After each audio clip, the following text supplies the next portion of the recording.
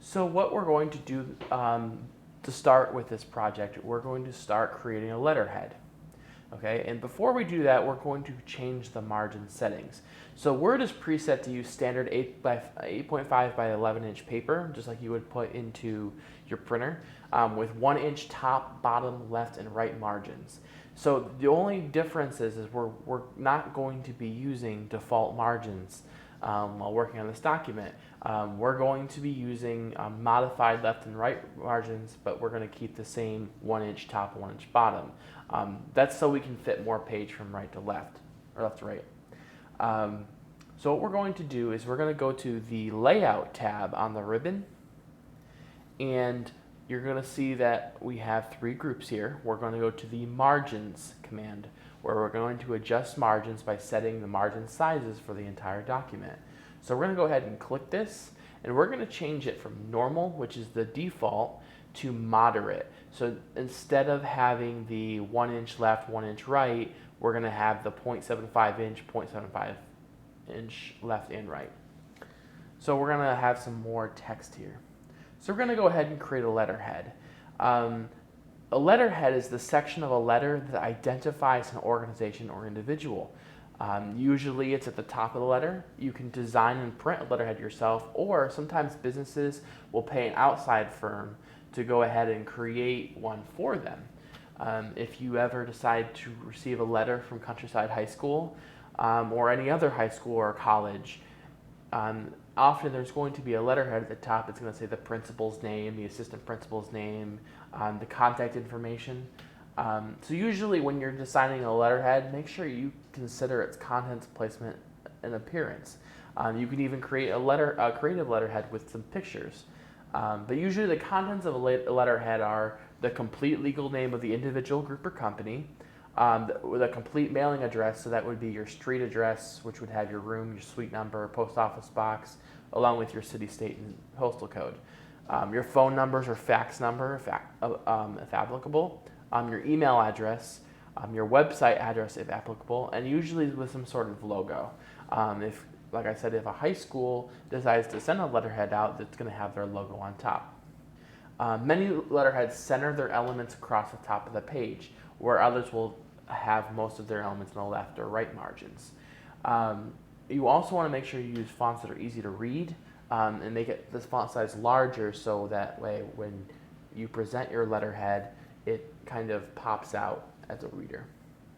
So the first thing we're going to do is we're going to go ahead and insert a shape, because we're going to be making this letterhead a little creative. So Word has a variety of predefined shapes that you can insert in a document. A drawing object is a graphic that you can create using Word. Examples of shape drawing objects include rectangles, circles, triangles, arrows, stars, banners, and callouts. So what we're going to do is we're going to insert a rectangular shape in the letterhead, because the organization's name is going to be we're going to put it in that shape for emphasis and visual appeal. So we're going to go up here to the Insert tab, and we're going to draw a shape button. So we're going to go to Shapes in the Illustrations group, and we're going to find the rectangle shape. So we're going to click on that, and it's going to remove the gallery, and we're going to position the pointer in the approximate location that it shows you in the book. So it's going to be about right here. We're going to go ahead and insert the shape. Sorry, this is not working. Okay.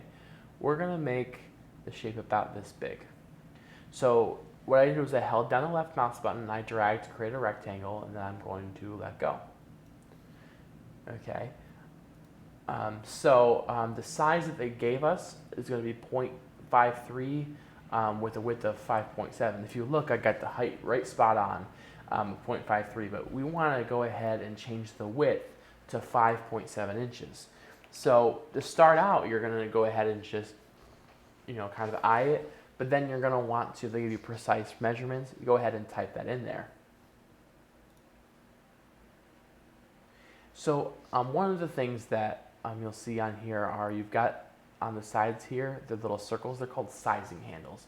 And that's just there for you to make the make the object bigger or smaller. You also have this arrow. This is called the rotate handle.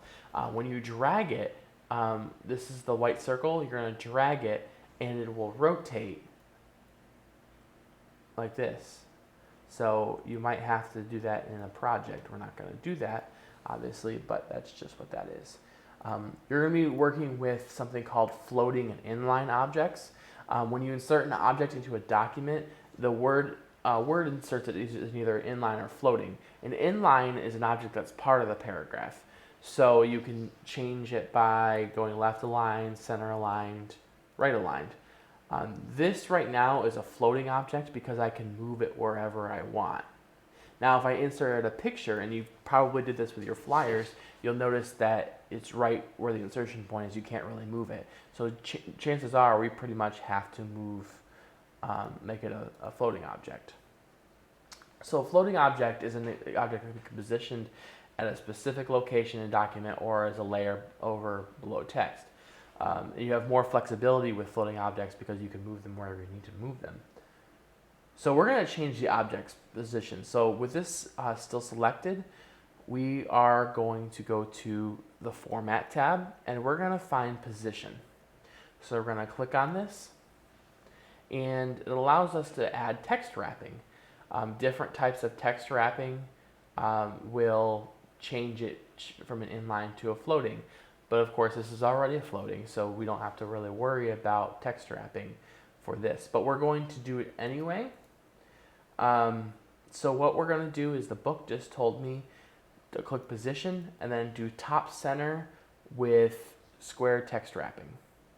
So we're going to click on this. Okay.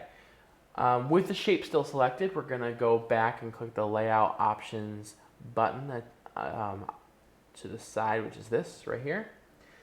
And we're going to click the top and bottom. Okay, so now this is at the top. So if you see the insertion point kind of just move down, so we can type our letter down here. So we're going to go ahead and take this and add a shape style that will change the appearance of the shape. So with the shape still selected, we're going to go to the Format tab, and you see it says Shape Styles. We're going to click on the More button right here to give us some more options. And we are going to find Moderate Effect Gray 50% Accent 3. That is right here. Yes, right here. So we're going to click on that. And remember, when you hover over, it's going to show you the preview.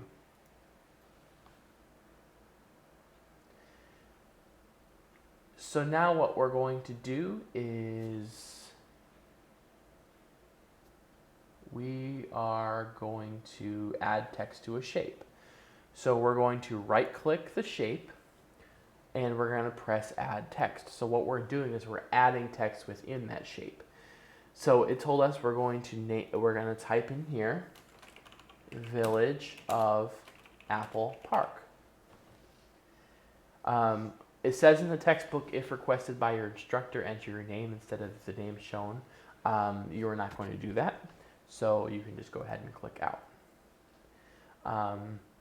Actually, no, you're not. You're going to increase the font size. So we're going to click back in here, and we're going to select the text, and we're going to change the font size to 26. So we're going to go back to the Home tab, and we're going to change it from 11 to 26. Now we're going to bold it. So with the text still selected, we're going to press bold. So what we just did was we just inserted a shape.